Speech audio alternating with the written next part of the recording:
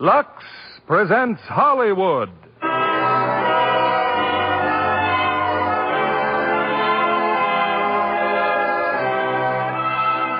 Lever Brothers Company, the makers of Lux Flakes, bring you the Lux Radio Theatre, starring Maureen O'Hara, John Payne, and Edmund Gwenn in Miracle on 34th Street.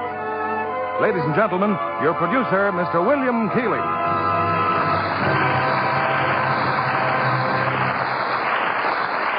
Greetings from Hollywood, ladies and gentlemen. Our Christmas present to you is the new Christmas classic of our time, Miracle on 34th Street. It's wrapped in a gay covering of laughter, tied with a bright ribbon of good humor, and decorated with the 3 sparkling stars of the 20th Century Fox picture, Maureen O'Hara, John Payne, and Edmund Gwenn. This is a wonderful story for the whole family, and perhaps some families may be gathered around a Christmas tree as they listen. Others will be putting up this happy sign of the season in a few days with lights and ornaments and the shining snow that can be made with Lux Flakes. Later, we'll tell you how to do this trick with Lux. But right now, it's curtain time for the play that proves there's a Santa Claus. Miracle on 34th Street, starring Maureen O'Hara as Doris, John Payne as Fred, and Edmund Gwenn in his Academy Award-winning performance as Kris Kringle.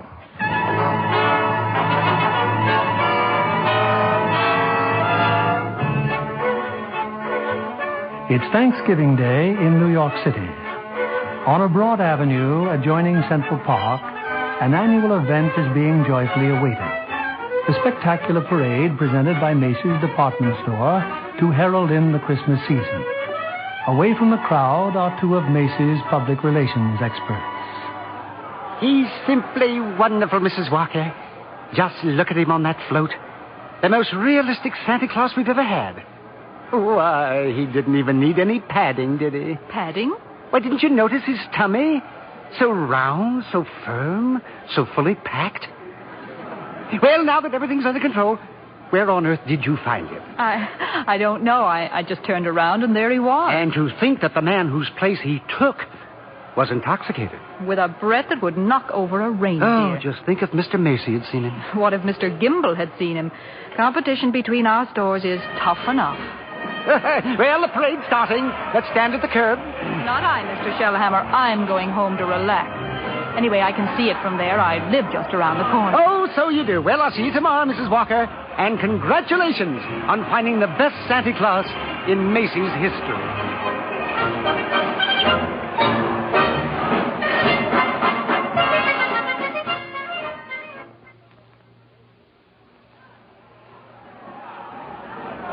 Certainly is a wonderful parade, Susan.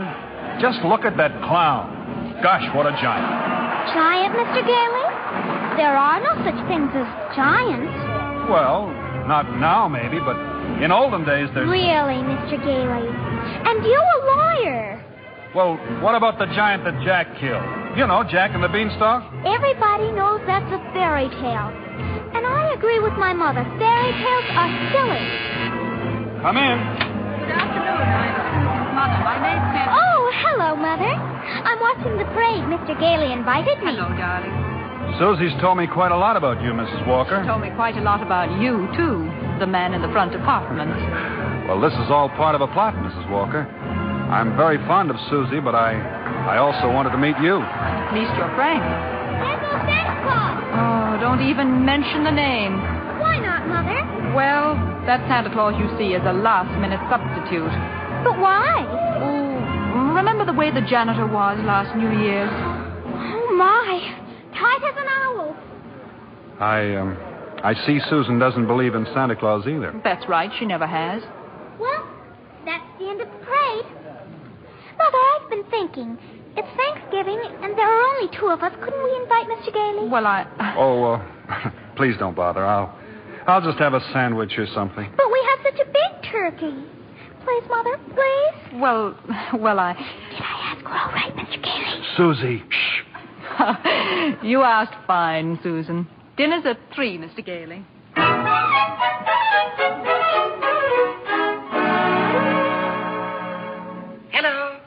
Walker. Yes, Mr. Shellhammer. Your maid said you were at Thanksgiving dinner, but I just had to tell you.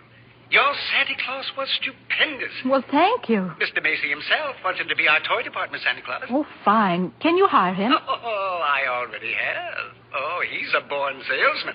I just feel it. Good. We'll talk about it in the morning. Thanks for calling, Mr. Shellhammer.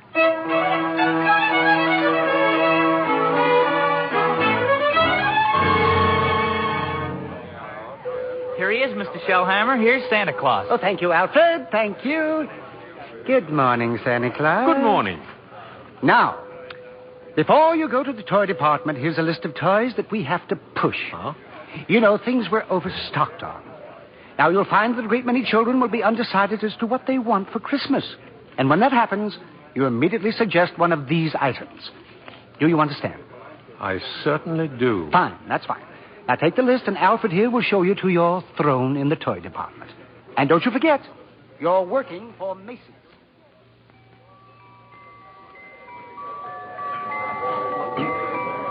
Are you really Santa Claus? Why, of course I am. What do you want for Christmas, little boy? I want a fire engine with a real hose that squirts real wet water, and I won't do it in the house. I'll only do it in the backyard, I promise. And I promise you'll get your fire engine. You see, Mama, I told you you'd get me one. That's fine. That's just dandy. You wait here, Mortimer. Mama wants to thank Santa Claus, too. Yes, madam? So what's the matter with you? No. What's the trouble? I told you before, didn't I? The kid wants a fire engine, but there isn't one to be had anywhere in town. Macy's ain't got any. Gimbel's ain't got any. Nobody's got any. My feet are killing me, and you say, okay, he gets the fire engine. But you can get those fire engines at Schoenfeld's, Lexington Avenue. Only $4.50, a wonderful bargain. Schoenfeld? Yes. Hey, I don't get it. Oh, I follow the toy market very closely. Macy's sending people to other stores? Yes. Are you kidding? No. The one important thing is to make the children happy. Whether Macy's or somebody else sells the toy doesn't matter. Now, don't you feel that way? Who, me? Yes. Oh, yes, sure. Only I didn't know Macy's did. I don't get it. I just don't get it. Who's next, please? Right this way to see Santa Claus. All right, little girl. You're next. Of course, little girl. You want some roller skates? Well, you shall have them, too. Mama, he's going to bring me some roller skates. And he has some fine skates here at Macy's, haven't you, Santa Claus? Oh, they're good skates, all right, but not quite good enough. Now, I left some really wonderful roller skates at Gimbel's. I'm sure Gimbel's have just what this good little girl wants. Very good. Mr. Shellhammer. Are you Mr. Shellhammer? Gimbel's? Gimbel's? That's just what he did say. Gimbel's. The sales lady said I should speak to you. Gimbel's. I just wanted to congratulate you and Macy's on this wonderful new stunt you're pulling. Gimbel's. Imagine a big outfit like Macy's putting the spirit of Christmas ahead of the commercial. Gimbel's. From now on, I'm going to be a regular Macy customer. All right, Mortimer, we're going. Gimbel's!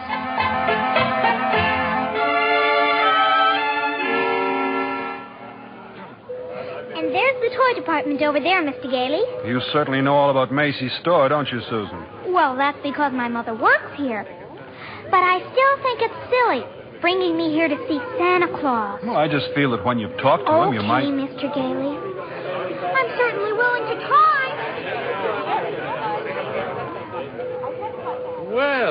Well, what a fine young lady, eh? What's your name, little girl? Susan Walker. What's yours? Mine? Kris Kringle. I'm Santa Claus. Oh, you don't believe that, eh? You see, my mother's Mrs. Walker. Oh. But I must say you're the best-looking Santa Claus I've ever seen. Really? Your beard, for instance. It doesn't have one of those things that goes over your ears. That's because it's real. Just like I'm really Santa Claus. Now, go ahead, pull it. Oh, my goodness, it is real. Yes, yeah. And now what would you like me to bring you for Christmas? Nothing, thank you. Whatever I want, my mother will get. If it's sensible and doesn't cost too much. Oh. That's quite right, Susan. Oh, hello, Mother. Hello, Mr. Gailey. Hello. The explanation for all this is very simple. Your maid's mother sprained her ankle. She had to go home, so she asked me to bring Susie down to you. And as long as we were here, I figured we might as well say hello to Santa Claus. He has real whiskers, Mother. Susan, would you mind standing over there a minute? If you want me to. I shouldn't have brought Susie to see Santa, is that it? Now you're making me feel completely heartless. I'm sorry. Don't you see? I tell Susan that Santa Claus is a myth, and you show her a very convincing old man with real whiskers.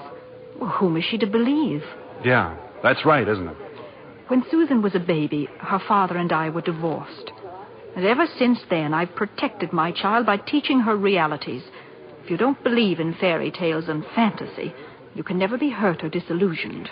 We were talking about Susie, Mrs. Walker. And I must ask you to let me raise her as I see fit. All right, dear. The store's going to close soon. We'll run along to my office.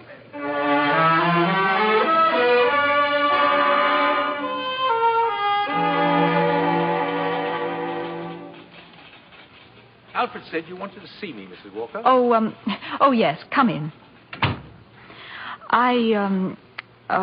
I'd be grateful if you would please tell Susan that you're not really Santa Claus, that there actually is no such person. Oh, but Mrs. Walker, not only is there such a person, but here I am to prove it. No. You misunderstand. I want you to tell her the truth. Now, what's your real name? Kris Kringle, and I always tell the truth.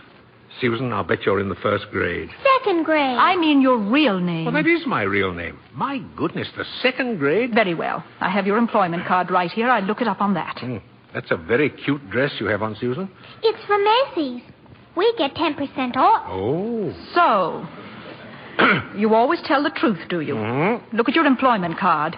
Name, Kris Kringle. Address, Brooks Memorial Home, Great Neck, Long Island. You may call the home if you'd care to confirm that, Mrs. Walker. It's a home for elderly gentlemen. Would you also like me to confirm this? What's that? Date of birth. As old as my tongue and a little bit older than my teeth. Place of birth. North Pole. Now, really. Why, I believe you doubt me, Mrs. Walker. And this tops everything. Next of kin. Oh, that. Dasher, Dancer, Prancer, and Vixen. I'm sorry to have to do this, Mr. Kringle? But the Santa Claus that we had 2 years ago is back in town, and I feel that we owe it to him to... What, have I done something wrong? No. It's just that we feel... Oh, excuse me. Hello? This is Mr. Shellhammer, Mrs. Walker. Drop whatever you're doing. Mr. Macy wants to see us immediately. Oh, I'll be right up. I'm afraid I'll have to be very abrupt with you. I have to see Mr. Macy. You'll be paid for the full week, Mr. Kringle, and I'll send your check to that address. Come right in, Mrs. Walker. Mr. Shellhammer. Thank you, Mr. Macy. Now, about this new policy you two initiated. Macy's Santa Claus sending customers to Gimbel. Well, I can explain everything, Mr. Macy. You don't have to explain a thing. Just look at my desk. 42 telegrams and over 500 phone calls. Grateful parents expressing undying gratitude to Macy's department store. Why, you don't say. From now on, not only will our Santa Claus continue in this manner, but every salesperson in the entire store. You mean that if we haven't got what the customer asks for, we're to send him where he can get it. No high-pressuring and forcing a customer to take something he doesn't really want. I think that's wonderful, Mr. Macy. Why, we'll be known as the helpful store, the friendly store. The store that places public service ahead of profits. And consequently, we will make more profits than ever. As for you, Mrs. Walker and Mr. Shellhammer, you'll find a more practical expression of my gratitude in your Christmas envelope. Oh, thank you. Thank you. Yes. And tell that wonderful Santa Claus I won't forget him either. As a matter of fact, I'll tell him myself in the morning. Yes, indeed, Mr. Macy. Good night. Good night. Good night, Mr. Macy. And thank you again, sir. Oh, imagine a bonus. Yes. Well, what's the matter with you? Mr. Shellhammer, I just fired him. Who? Santa Claus. No, you couldn't have. But I did. He's crazy, Mr. Shellhammer. He really thinks he is Santa Claus. I don't care if he thinks he's the Easter Bunny. Find him.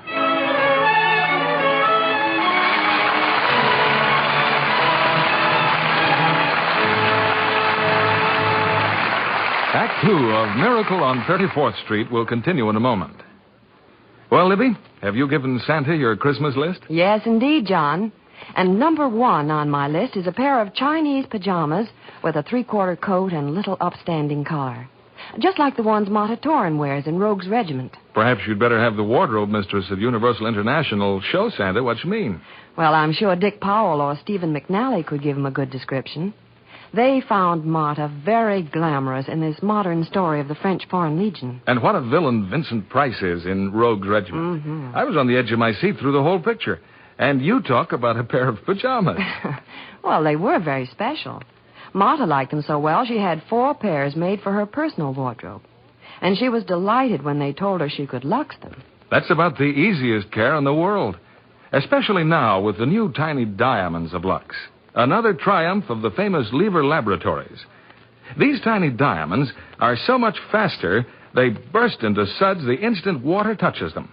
And make wonderfully rich suds that last and last. Don't colors look marvelous when they're luxed? So fresh and new. No wonder smart girls say they won't risk wrong washing methods. Tests prove that with gentle care with Lux Flakes really makes a difference. Lux slips and nighties stayed new looking 3 times as long. And that's just like getting 3 pretty slips for the price of 1. A really thoughtful Santa would put a box of Lux Flakes in every lingerie gift next Friday night. Here's our producer, Mr. William Keeley. Act 2 of Miracle on 34th Street, starring Maureen O'Hara as Doris, John Payne as Fred, and Edmund Gwen as Kris Kringle.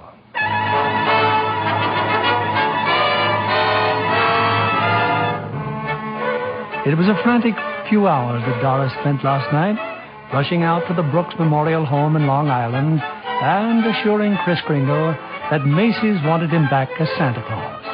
Now Kris is again presiding over the crowded toy department, while in her office, Doris and Mr. Shellhammer... Don't you understand, Mr. Shellhammer? That old man with the nice white whiskers insists that he is Santa Claus. Why, he's out of his mind. What if he should have a fit or something? Oh, no, I've got to tell Mr. Macy. Yes, but maybe he's only a little crazy. Anyway, you can't be sure until he's examined. We'll send him to Mr. Sawyer. Sawyer? In personnel. He's paid to examine employees, isn't he? And now, by the way, what do you think of this? What is it? A full-page ad Macy's is running in tomorrow's newspapers. Macy's is running it. But it's all about the other stores, Gimbel's and Saks. I know. Mr. Macy's idea to help our customers find what they want. It's revolting, isn't it? That Santa Claus certainly has started something. Oh, well, I'll get a hold of him in his lunch hour and send him up to Mr. Sawyer.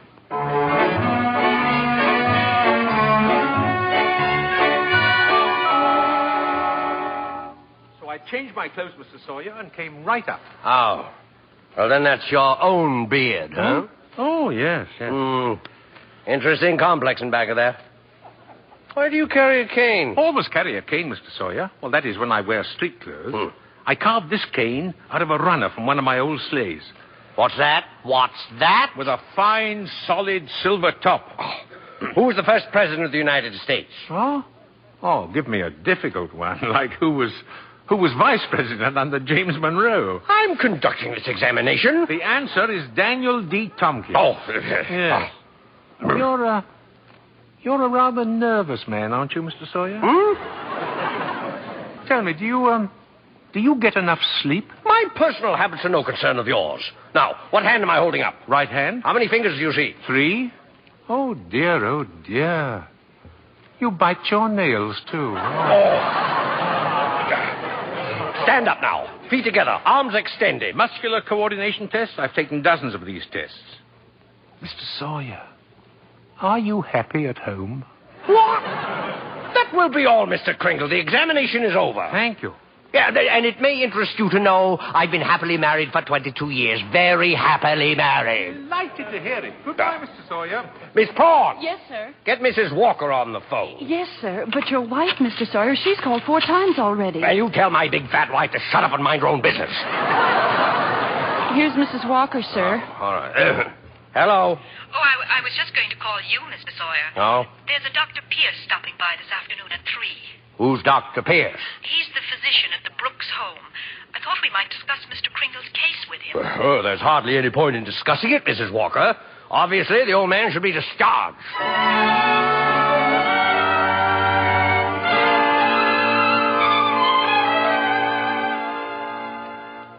No, Dr. Pierce. Kringle should be dismissed immediately and sent to a mental institution. Oh, now, just a minute, Mr. Sawyer. He's deluded, saying that he's Santa Claus. It's a delusion for good. I found he only wants to be friendly and helpful. His whole manner suggests aggressiveness. Look at the way he carries that cane. Mrs. Walker, naturally, I can't discharge that loony, so when he exhibits his maniacal tendencies, please realize the responsibility is completely yours. Well, I'm right back where I started. Mrs. Walker, I assure you, Kris Kringle has no maniacal tendency. But if there's the slightest possibility of us causing any trouble... What trouble? All that needs happen is a policeman ask his name. Kris Kringle, clang, clang, and Macy's Santa Claus lands up in the psychopathic ward. Well, you can prevent that very simply. Now, there must be someone here at the store who could rent him a room. Then they could both come to work together. Just as soon he avoided that long train ride to Long Island anyway. You mean sort of take custody of him? Mm-hmm. Do you think that Mr. Kringle would agree to that? Oh, I'm sure he'll agree. Well, in that case... Now, let me see. Who do I know who could rent him a room?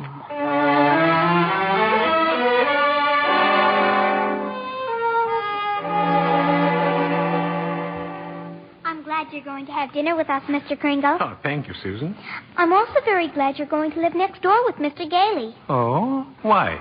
Because you're nice to talk to. Oh, I say, what a fine young man that Mr. Gailey is, eh?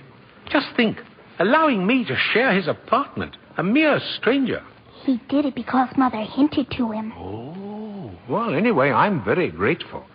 Shall I tell you what I did in school today? By all means. Any games? Yes. And a very silly game, too. Oh? They played zoo, and each child was supposed to be an animal. Oh, but Susan, they were just pretending. But that's what makes the game so silly. Oh. Well, of course, in order to play games, you need imagination. Oh, that's when you see things, but they're not really there, huh? Oh, yes. Yes, but, to me, imagination is a place all by itself. Now, you've heard of the French nation. Mm-hmm. And the British nation. Yes. Well, this is the imagination. A very interesting place, too. Now, how would you like to be able to make snowballs in summertime, eh? What?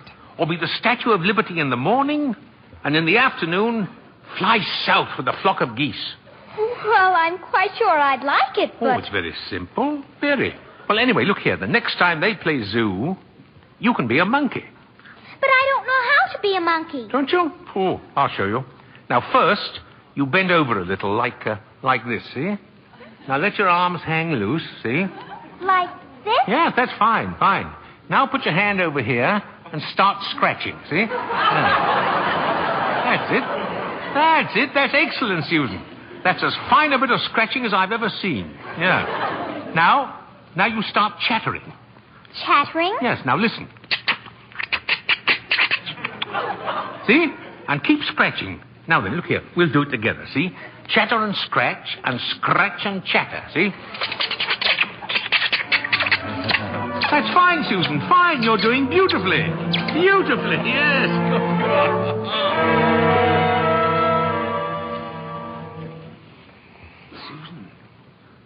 Susan, are you still awake? Uh-huh. I've just come in to say good night, Susan, that's all. Now, look here, about Christmas. There must be something you'd like for Christmas. Well, I've certainly thought about something, Mr. Kringle. You have? Well, what is it, eh? Tell me. It's right here on the night table, see? Oh? I tore this page out of a magazine. It's a picture of a house. Oh, that's what you want, is it? A doll's house. Colonial architecture. Oh, not a doll's house, a real house. A real house? Yes. And if you're really Santa Claus, you can get it for me. Now, wait a minute, Susie. What could you possibly do with a big house? Live in it with my mother. And a backyard with a big tree to put a swing on, and a garden, and a... Oh, well, why even discuss it? Susie, could I keep this picture? Just in case? I guess so. Thank you, dear. Thank you. Well, Mr. Gale is waiting for me. Good night, monkey. Good night, Mr. Kringle.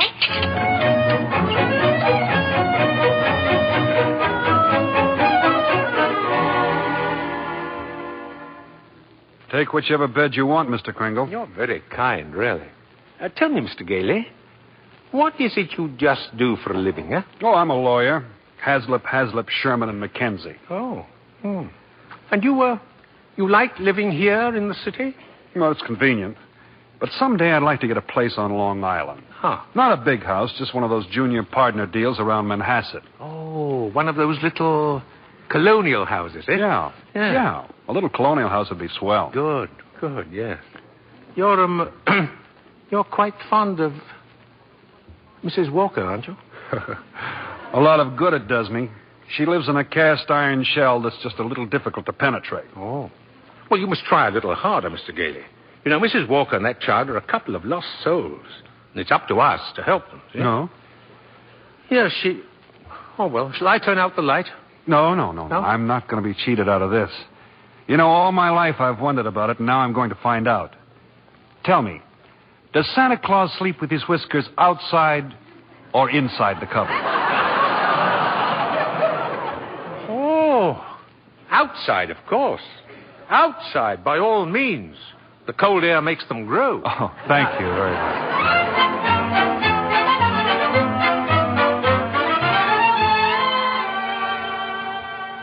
Come in, Mrs. Walker. Come in. Thank you, Mr. Macy. I've just heard something very exciting. You have? Well, let me tell you something very exciting.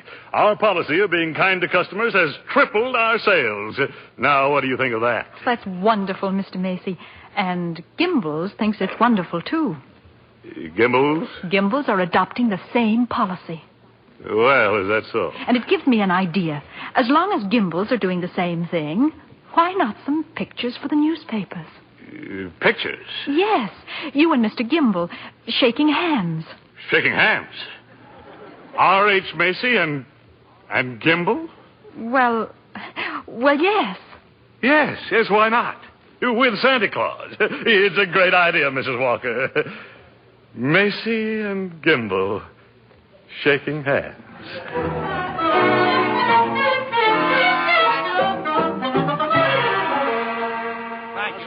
Oh, that's enough pictures, gentlemen. Thank you. Well, thank you very much. Well, Mr. Gimble? Come on, R.H. Now we'll go over to my store and get some really good pictures. Oh, just a minute. I have something here for Santa Claus.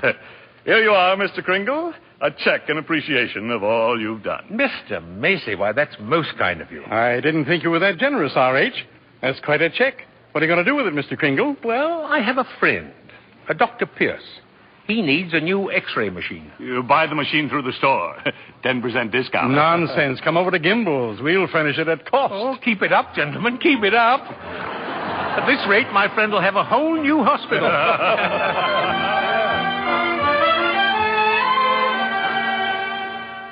How did the pictures turn out, Mr. Kringle? Oh, fine, Alfred, fine. How about a game of checkers during lunch, eh? Oh, not today, Chris. I don't feel so good. Oh? What's the matter, Alfred? Oh, nothing much. You remember I was telling you how I like to play Santa Claus over at the Y and give out packages to the kids? Yeah? Well, I was telling Mr. Sawyer about it, and he says that's very bad.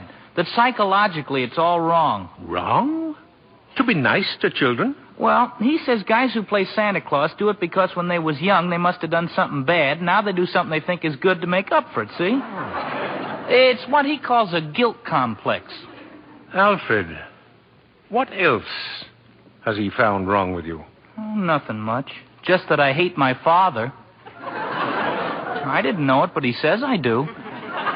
Excuse me. Hey, ain't you going to have lunch? Later. Right now, I have an appointment with Mr. Sawyer.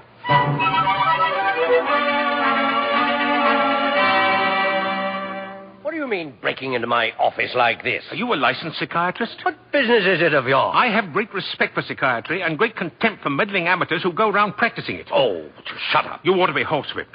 Taking a boy like Alfred and filling him up with complexes and phobias. I think I'm better equipped to judge that than you. Just because Alfred wants to be kind to children, you tell him he has a guilt complex. Yes. Having the same delusion you couldn't possibly understand. Oh. And don't you wave that cane at me. Either you stop analyzing Alfred, or I'll go straight to Mr. Macy and tell him what a contemptible fraud you are. Get out of here. Get out of here before I have you thrown out. There's only one way to handle a man like you.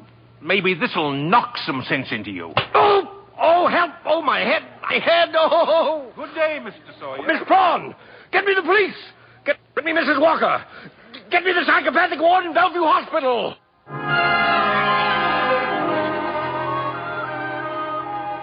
You can see Mr. Kringle now, Mr. Gailey. Thank you, nurse. Hello, Kris. Hello, Fred. Kris, I've been speaking to the doctors. They said they've given you some tests. Oh, yes. Same old tests. Except this time you failed to pass them. Kris, you deliberately failed. Why? Why? Well, because I had great hopes, Fred. I had a feeling Mrs. Walker was beginning to believe in me, and now I discover she was only humoring me all the time. But this wasn't Doris's idea at all. Mr. Sawyer had you sent up here before she even knew about it. But why didn't she come to me and explain things? Because she didn't want to hurt you. Oh, well, it's not just Mrs. Walker. Well, now, take Mr. Sawyer. He's contemptible, dishonest, deceitful. Yet he's out there and I'm in here. Well, if that's normal, I don't want it. But you can't just think of yourself, Kris. What happens to you matters to a lot of other people. People like me who believe in what you stand for, and people like Susie, who are just beginning to. Kris, you're letting us down. Well, Fred, maybe you're right. Of course you're right. I ought to be ashamed of myself. Let's get out of here. Now, wait a minute. You flunked your mental examination, but good. Oh, yes, so I did. Oh.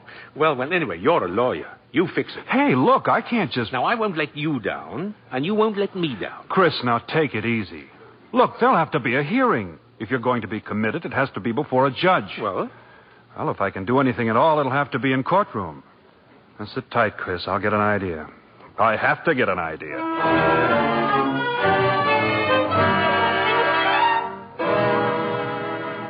You sent for me, Mr. Macy? I certainly did, Mr. Sawyer. I brought my family to the toy department to see our Santa Claus, and our Santa Claus isn't there. He's in Bellevue. Yes, Mr. Macy. Because he's a lunatic. Yes, sir, a lunatic. Lunatic, my foot. Now, you listen to me, Sawyer. You get that case dropped right away, or you'll have another lump to match the one he gave you. But it's out of my hands. Mr. Kringle goes to court in the morning. Well, just see that he's back in the toy department by afternoon. Now, get out of here.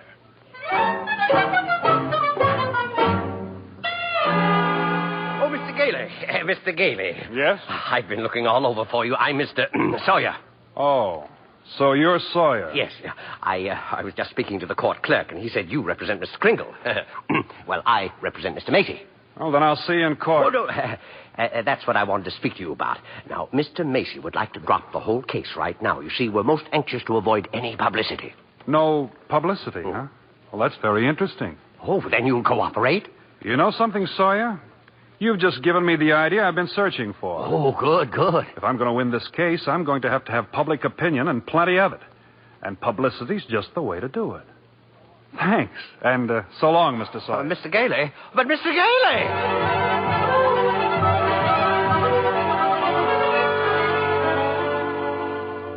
Look at these newspapers, Kris. Here. Evening Dispatch. Doctors doubt sanity of Santa who launched goodwill campaign. Oh, my. Daily Bulletin. Macy's Santa Claus to have lunacy hearing. Oh. What's this one? The New York Express. Is Kris Kringle crazy? Court case coming. Kiddies cry calamity. You've driven the United Nations clear back to page 5. Well, get a good night's sleep, Kris. We go before Judge Harper at 10 tomorrow morning.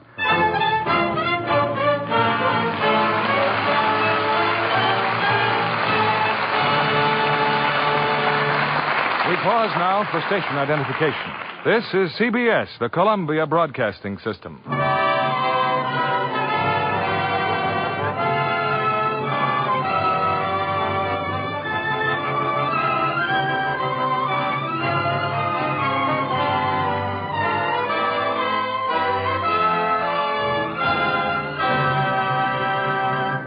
Our stars will return with Act 3 of Miracle on 34th Street in a moment.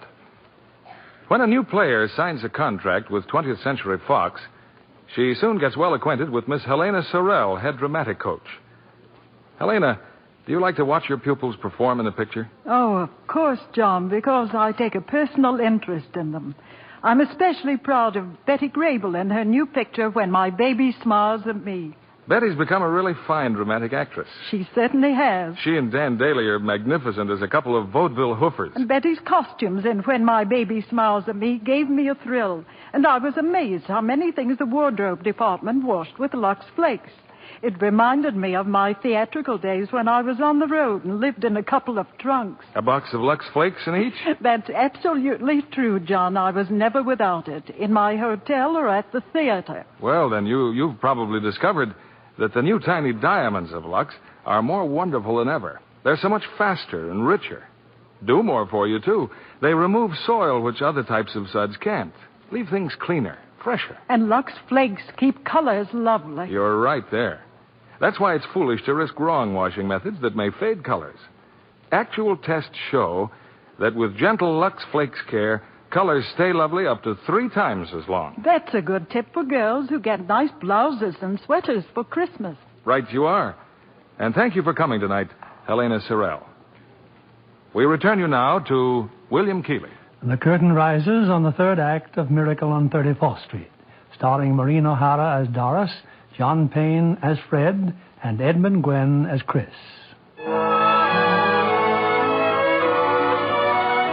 For a few weeks, a jolly elderly gentleman named Kris Kringle has been working minor miracles as Macy's Santa Claus. But now his sanity has been seriously questioned. And in a crowded courtroom, Judge Harper listens patiently as the assistant district attorney summons Kris to the witness stand. Now, this is not a trial, Mr. Kringle. It's just a hearing, so you don't have to answer any questions. Now then, where do you live, please? Well, it seems to me that's what this hearing will decide, won't it? Mr. Kringle, do you believe that you are Santa Claus? Of course I do. That's all, Your Honor. The state rests its case. Well, Mr. Gailey? Your Honor, Mr. Mara contends my client is not sane because he believes he is Santa Claus. An entirely logical conclusion. Anyone who thinks he's Santa Claus is crazy. Your Honor, you believe yourself to be Judge Harper. Yet no one questions your sanity because you are Judge Harper, do they? Mr. Kringle is the subject of this sanity hearing, not I. Well, Your Honor, I intend to prove that Mr. Kringle is Santa Claus. Mr. Mara, I thought you said this was a cut-and-dried sanity hearing. I thought it was, Your Honor. In view of Mr. Gailey's statement, I'll have to review the entire background of this case. Court's adjourned till tomorrow morning.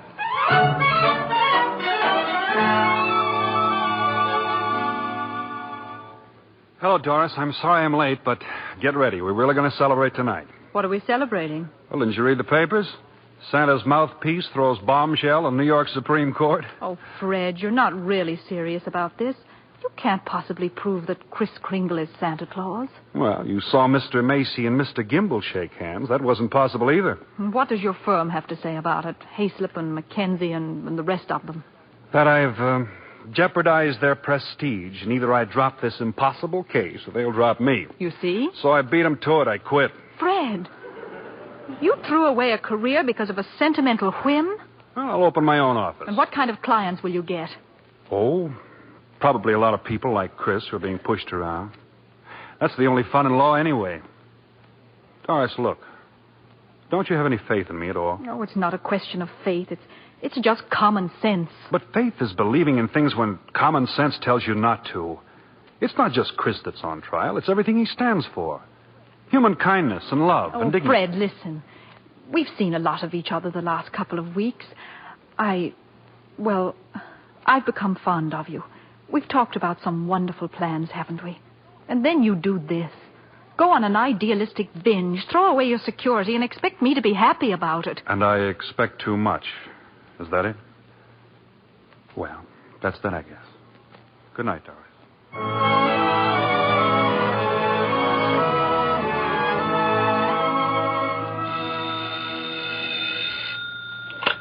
Hello.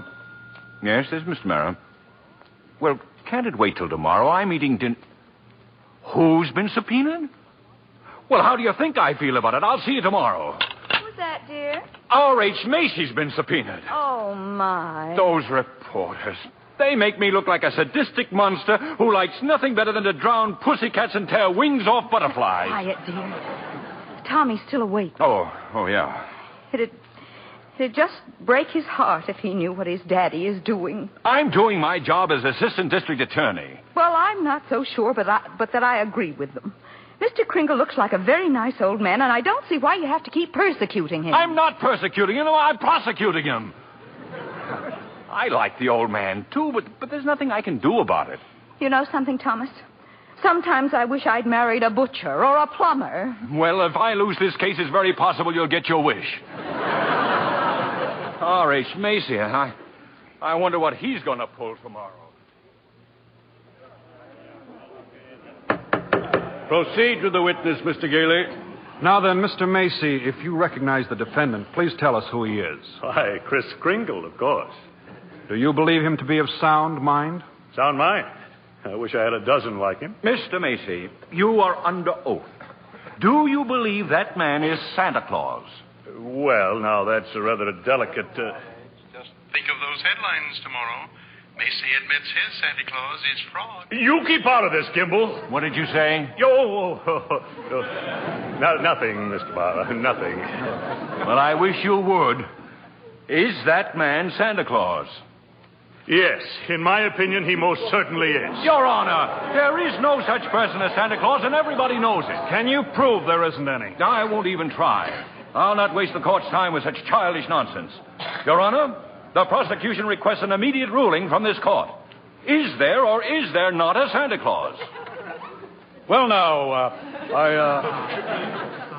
the court will take a short recess to consider the question.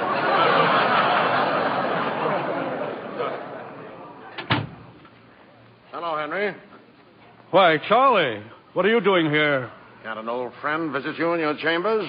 And if you ask me, you never needed a friend like you do now. This Kringle case? Well, I certainly don't see what they're making such a fuss about. Henry, that's Santa Claus you've got out there. On trial for lunacy. This case is dynamite. And you're coming up for re-election soon. Charlie, you know what happened last night? Martha brought the grandchildren over. They wouldn't kiss Grandpa. They wouldn't even talk to me. Ah, you see what I mean? If you rule there is no Santa Claus, you better start looking for that chicken farm right now. I'm a responsible judge. How can I seriously rule that there is a Santa Claus? Because of what happens if you don't. The kids read about it and they don't hang up their stockings. Now what happens to all the toys that are supposed to be in those stockings? Nobody buys them. The toy manufacturers have to lay off employees. By now you've got the AFL and the CIO against you. Yes, and they're going to say it with votes, see? Oh, and the department stores are going to love you, too. Yes, sir, Henry. And what about the Salvation Army? They got a Santa Claus on every street corner. They take in a lot of money to help the poor. But go ahead, Henry. You go in there and rule there isn't any Santa Claus. But if you do, you can count on getting just 2 votes, your own and that district attorney's out there. 1 vote, Charlie. He's a Republican. Oh, well, let's get this over with. The question of Santa Claus seems to be largely a matter of opinion. The tradition of American justice demands a broad and unprejudiced view of such a controversial matter. But, Your Honor... This court, therefore, intends to keep its mind open. We shall ask for evidence on either side. But the burden of proof clearly rests with my opponent. Can he produce any evidence to support his views? If Your Honor please, I can.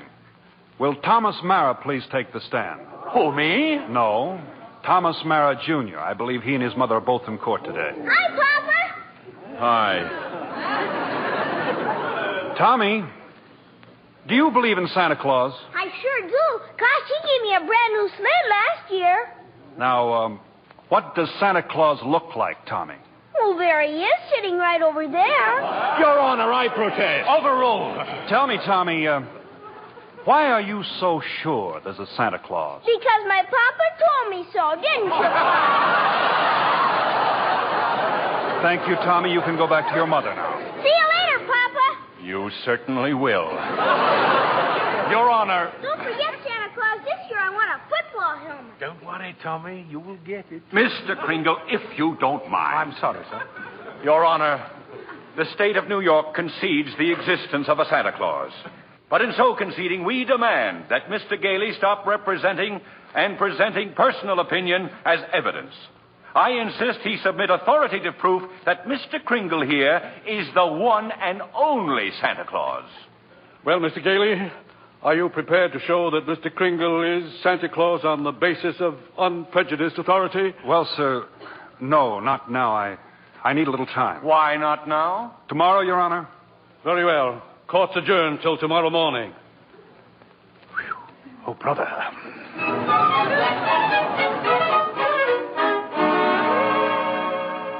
Now come, Susan, dear, finish your supper. But I can't, Mother. All those things they're saying in the newspapers about Mr. Kringle and Mr. Gailey. They're having this trial because he says he's Santa Claus. He's so kind and nice and jolly. He's not like anyone else I know. He must be Santa. You know something? I think perhaps you're right. Is Mr. Kringle sad now, Mother? I'm afraid he must be. Then I'll write him a letter. Maybe that'll make him feel better. I'll cheer him up.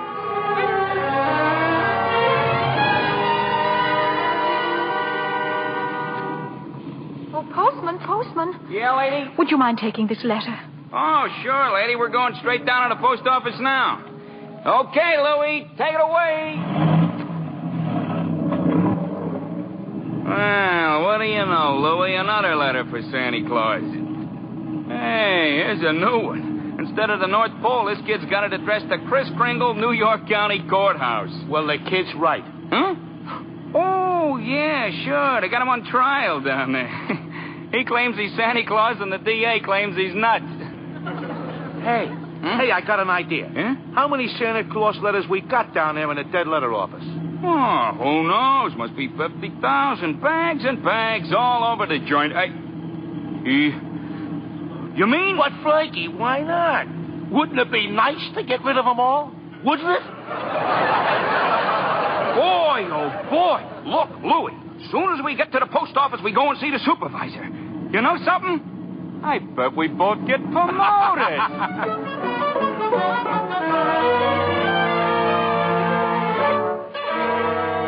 And since the defense has been unable to submit one shred of proof that Kris Kringle is the one and only Santa Claus, and since tonight is Christmas Eve, I ask Your Honor that this hearing be terminated without further delay. I protest. I do have evidence. 5 minutes ago, you said you didn't. During Mr. Marrow's oration, the bailiff handed my client the evidence I refer to. What evidence? This letter, Your Honor. Oh, yes, Mr. Kringle? It's from Susan Walker. She believes in me. Oh, this letter means more to me than anything in the world. That letter, Your Honor, was delivered by the United States Post Office, an official agency of the federal government.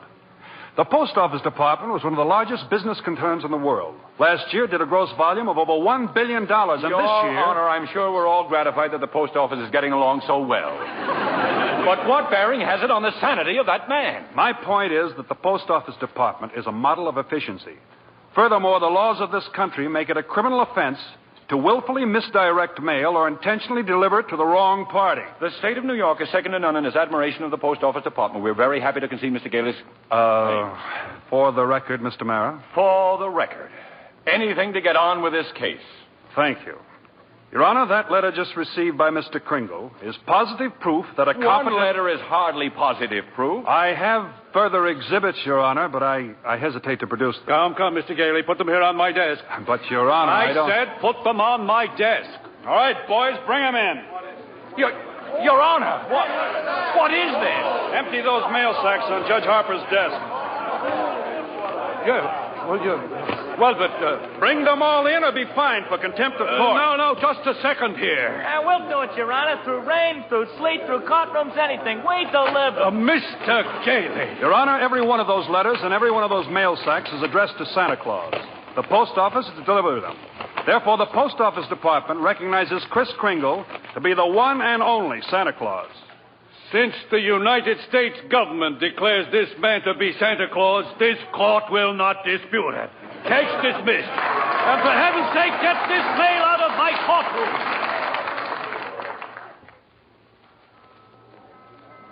So as soon as I got out of court, I came straight to Macy's to see you, Doris. Oh, Kris, I'm so glad you won. Well, we're having a big Christmas party at the Brooks home tomorrow morning. I'd like so much to see you and Susan there. We'll be there, Kris. Oh, Kris, couldn't you come home now and have dinner with us? Now? Tonight? Me? My goodness, Doris, it's Christmas Eve.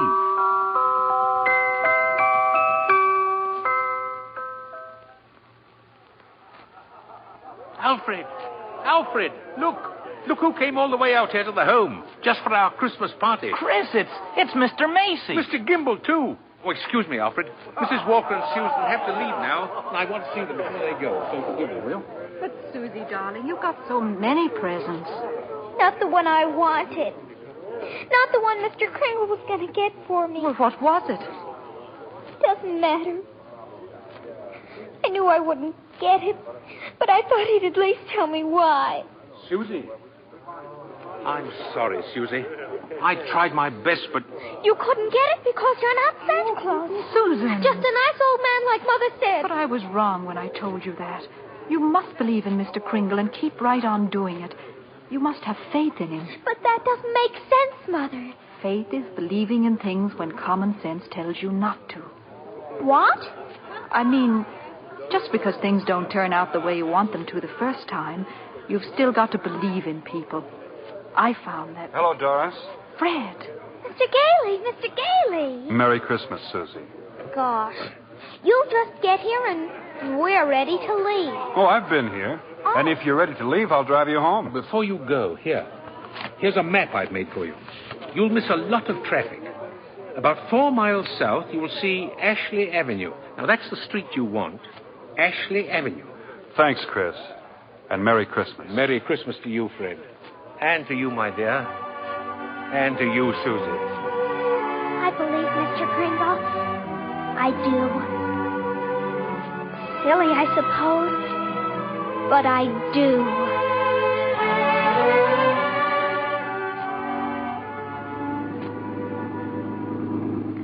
I don't understand it, Fred. The map Kris gave definitely says Ashley Avenue. We've been on Ashley Avenue now for... Stop the car, please! Susie, what is it, darling? What's the matter? There it is! The house! Susie! What in the world? She's running into that house. But at least there's no one home. It's brand new. It's just been built. Yeah, for sale, it says. For sale. What on earth is that child up to? Susie! Hey, Susie! Here I am! Upstairs! Now, come right down. You know you shouldn't run around in other people's houses. That's strange. I'll say. No. I mean this house. I've seen this house somewhere. I know I have. Maybe in a magazine or... Mother, it's our house. It's the one I asked him for, Mr. Kringle. Mr. Kringle? I know it is. Oh, you were right, Mommy. You were right. Susie. Mommy told me that if things didn't turn out just the way you wanted them at first, you've still got to believe. And I kept believing. And you were right, Mommy. Mr. Kringle is Santa Claus. Now where are you going? In back to see if there's a swing. There is one. Oh, there is one. You told her that? About believing? Well, you told me, Fred. A sign outside. For sale, huh? Well, we can't let her down, can we? I never really doubted you. It was just my silly common sense. It even makes sense to believe in me now. I must be a pretty good lawyer. I take a little old man and legally prove to the world that he's Santa Claus. Now, you know that couldn't be. Fred! What's the matter? There. In the corner. By the fireplace. Oh, no. No. It can't be. It couldn't. A cane. Kris's cane. Well, there couldn't be two canes like this anywhere in the world. Silver handle and all. Hey, you know something? Maybe I didn't do such a wonderful thing after all.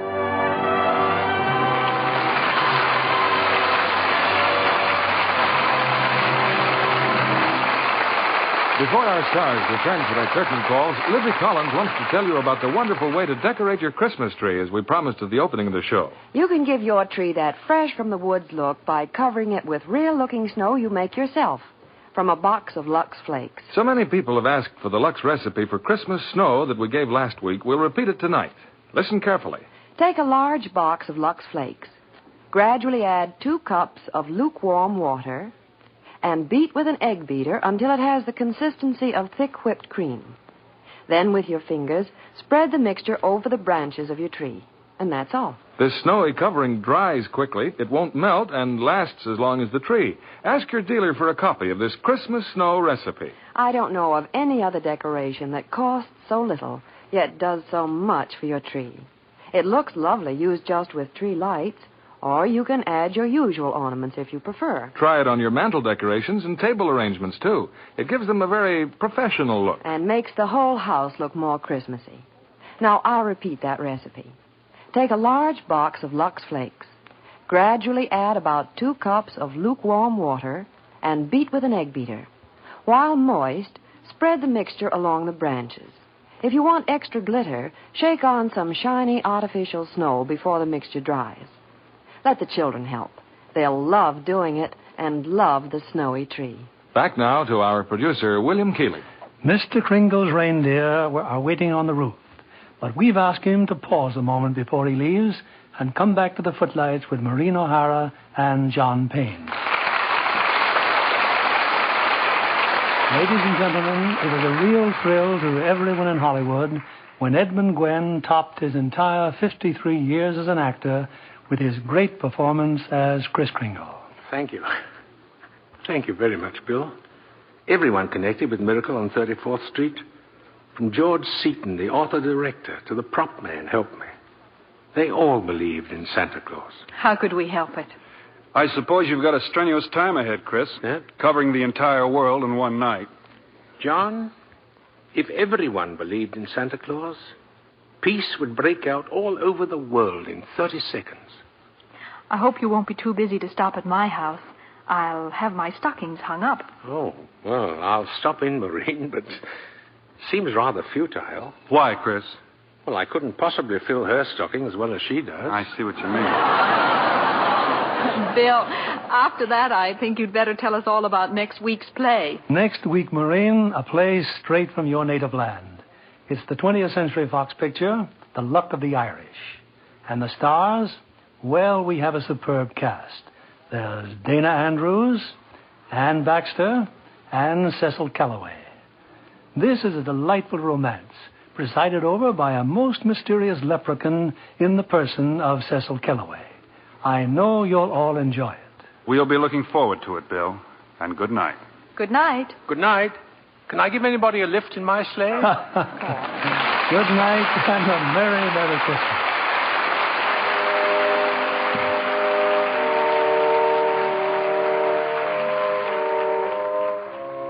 Before we meet again in this theater, the most joyful day in the year will have come and gone.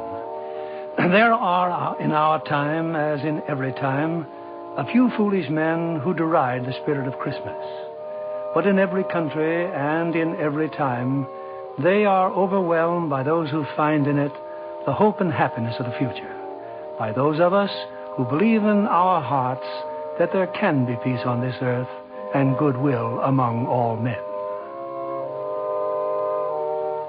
On behalf of Lever Brothers Company and of us in the Lux Radio Theatre, may I wish all of you the happiest of holidays.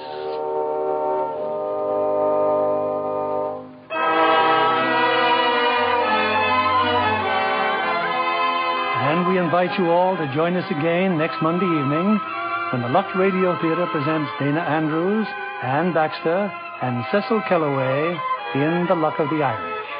This is William Keeley saying good night and Merry Christmas.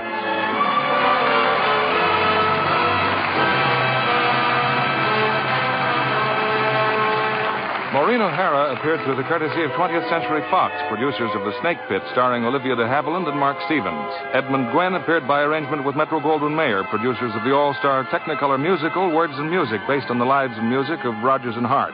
John Payne will soon be seen in the Paramount picture El Paso.